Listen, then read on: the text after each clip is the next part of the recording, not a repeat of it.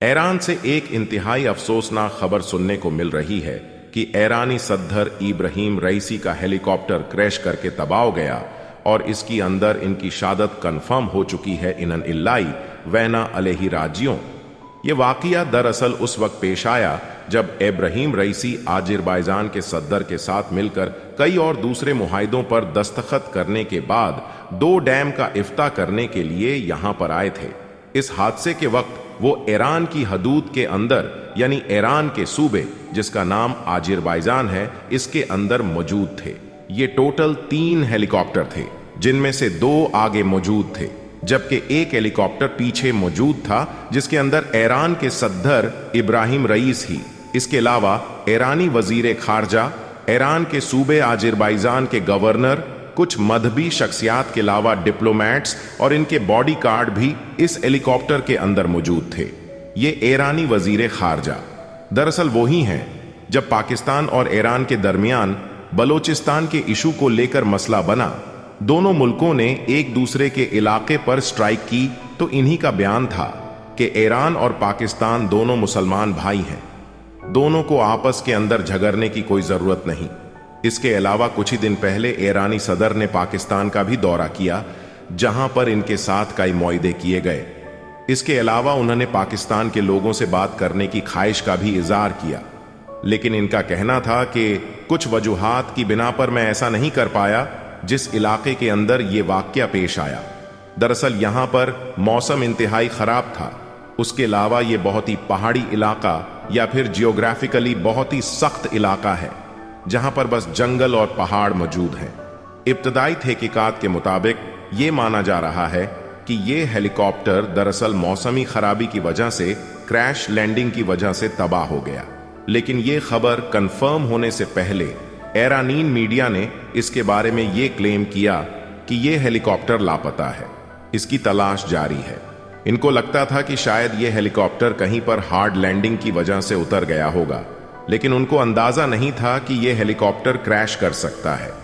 लेकिन अफसोस कि ऐसा ही हुआ। जब इस हेलीकॉप्टर की गुमशुदगी की खबर पूरी दुनिया के अंदर फैली तो तुर्की ने अपने ड्रोन इस तरफ रवाना की, अपनी रेस्क्यू टीमें भेजी। इसके अलावा रशिया की 47 के करीब रेस्क्यू टीमें यहां पर पहुंच गई। ईरान के खुद के कई रेस्क्यू हेलीकॉप्टर रात भर इसके मलबे को या फिर क्रैश लैंडिंग की साइड को तलाश करने की कोशिश करते रहे, लेकिन मौसम खराब होने की वजह से कोई खबर नहीं मिल पा रही थी। लेकिन आखिरकार तुर्की के एक ड्रोन की मदद से क्रैश लैंडिंग की जगह को देखा गया और इसी ड्रोन फुटेज की मदद से करीब जाने पर पता चला कि यह हेलीकॉप्टर तो क्रैश लैंडिंग के बाद बिल्कुल तबाह हो चुका है। इनफैक्ट ये तो हवा के अंदर ही पड़कर जमीन पर गिर गया था। ईरान के सदर इब्राहिम रईसी की इस अचानक मौत के बाद बहुत सारी कॉन्स्पिरेसी थ्योरीज भी जन्म ले रही हैं, जिसके मुताबिक किसके पीछे मौसाद का हाथ हो सकता है, क्योंकि इजराइल को सबसे ज्यादा इनके वजूद से तकलीफ थी। दूसरी वजह बताई जा रही है कि ये इंटरनल पॉलिटिक्स का नतीजा भी हो सकता है, क्योंकि बहुत सारे ईरान के लोगों का मानना था कि ईरान के सुप्रीम लीडर आयतुल खुमनाई के बाद इब्राहिम रईसी इनकी जगह लेने वाले थे। और तीसरी पॉसिबिलिटी वाकई हो सकती है कि ये दरअसल कोई हादसा ही हो, लेकिन हालात को देखकर यह कहा जा सकता है कि यह बहुत बड़ा कोइंसिडेंस है जिसे इग्नोर नहीं किया जा सकता कि अगर वाकई मौसम खराब था तो 3 में से सिर्फ एक हेलीकॉप्टर हादसे का शिकार क्यों हुआ, और हेलीकॉप्टर भी वो जिसके अंदर इंतहाई अहम तरीन ईरान की शख्सियत सवार थी। ये बहुत ही अहम सवाल है। ईरान के अंदर कासिम सुलेमानी की मौत के बाद ये दूसरा सबसे बड़ा हादसा है, क्योंकि इनकी आवाम भी रात भर सड़कों पर रो रो कर ये दुआएं करती रही कि इनके सदर खैरो आफियत से हो, इनकी मौत की खबर झूठी हो। लेकिन अफसोस के हुआ वो ही कुछ जिसका एक ही टाइम के अंदर ईरान के सदर, इनके वजीर खारजा और इनके सूबे के गवर्नर का मारे जाना इंतहाई अफसोसनाक और इंतहाई काबिल तशवीश है।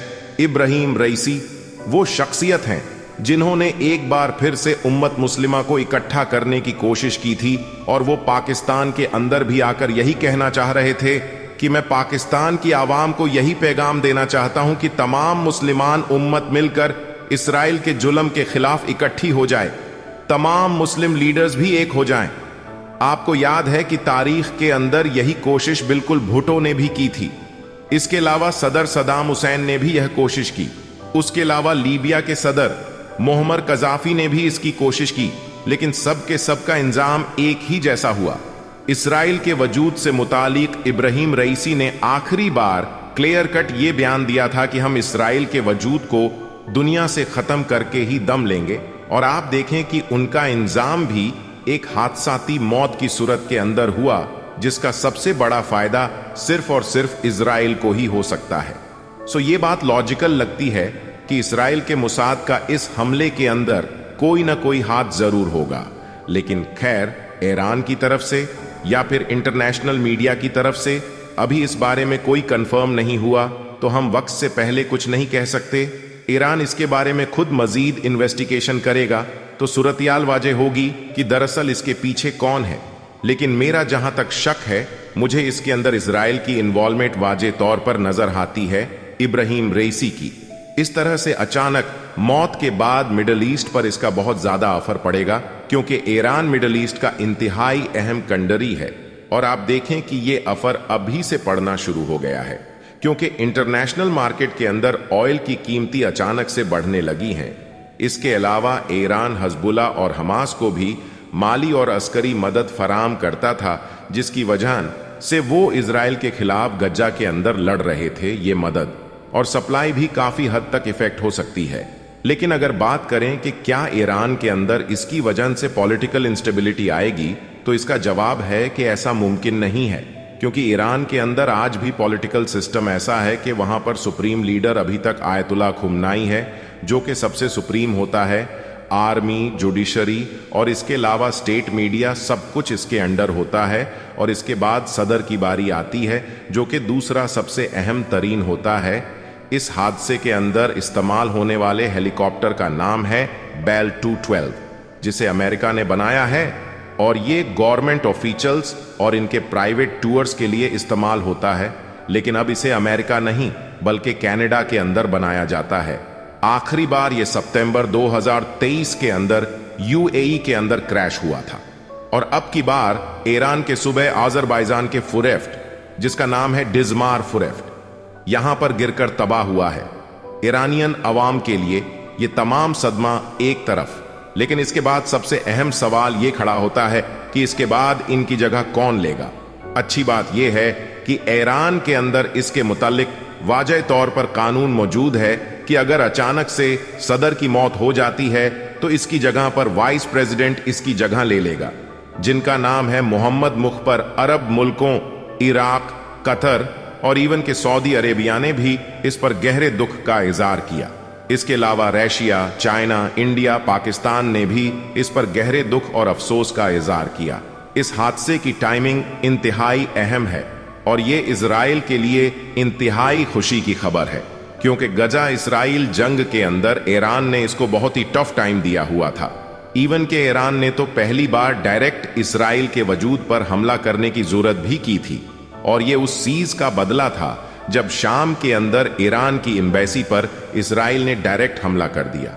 इसके अलावा ईरान ने इंटरनेशनल लेवल पर लॉबिंग करने के अलावा गजा के मुसलमानों की मदद के लिए हमास और हिजबुल्लाह को भी माली तौर पर मदद फराम करके इसराइल से लड़ने के लिए खड़ा किया हुआ है। अब देखना यह है कि ईरान की पॉलिसीज इसी तरह से जारी रहती हैं इसराइल के खिलाफ, या फिर हमें इसके अंदर कोई चेंज देखने को मिलेगा।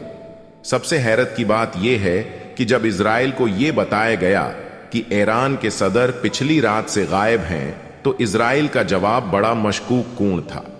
उनका कहना था कि हमें इस बात की खबर है, लेकिन इनके कत्ल के अंदर हमारा कोई हाथ नहीं। हालांकि अभी तक ईरानियन मीडिया पर और इंटरनेशनल मीडिया पर यह खबर ही नहीं चली थी कि ईरान के सदर किसी हादसे के अंदर मारे गए हैं। इस वक्त तक तो सिर्फ इनके लापता होने की खबरें थीं, लेकिन इसराइल ने यह वक्त से पहले कैसे कह दिया कि वो मारे जा चुके हैं और हमारे इसके अंदर कोई हाथ नहीं, जिसका मतलब है कि चोर की धारी में टिंका। और इसलिए इस वक्त भी इस हादसे के बाद पूरी दुनिया की मशकूक नजरें सीधा सीधा इसराइल की तरफ हैं, क्योंकि इस हादसे का सबसे बड़ा बेनिफिशियरी अगर कोई हो सकता है तो वो सिर्फ इजराइल ही है। अब तक की इत्तलाएं के मुताबिक ईरान के लिए यह साबित करना मुश्किल है कि मोसाद की या फिर इजराइल की इस हादसे के अंदर कोई भी इन्वॉल्वमेंट है, जब तक कोई वाजह तौर पर इन्वेस्टिगेशन ईरान की तरफ से नहीं होती। और दूसरी तरफ यह भी मुमकिन है कि वाकई मौसमी खराबी की हेलीकॉप्टर को इंसिडेंट्स की हेलीकॉप्टर की, लेकिन अगर नहीं मिलते और ये वाकई कोई हादसा था तो इस पर हमें सब्र करना होगा और हमें इब्राहिम रईसी का मुतबादल तलाश करना होगा, जो कि इस वक्त तो ईरान के अंदर आयतुल्ला खुमनाई के अलावा तो कोई भी नहीं है। अल्लाह ताला से दुआ है कि वो इन तमाम शोधा की मगफरत फरमाए, इनके तमाम गुनाहों से दरगुजर फरमाए, इनको जन्नत में आला मकाम अता फरमाए और ईरान की आवाम को सब्र और जमील अता करे, आमीन। बाकी आप इस बारे में क्या सोचते हैं? अपनी कीमती राय का इज़हार कमेंट सेक्शन में जरूर करें। थैंक्स फॉर वॉचिंग इस वीडियो।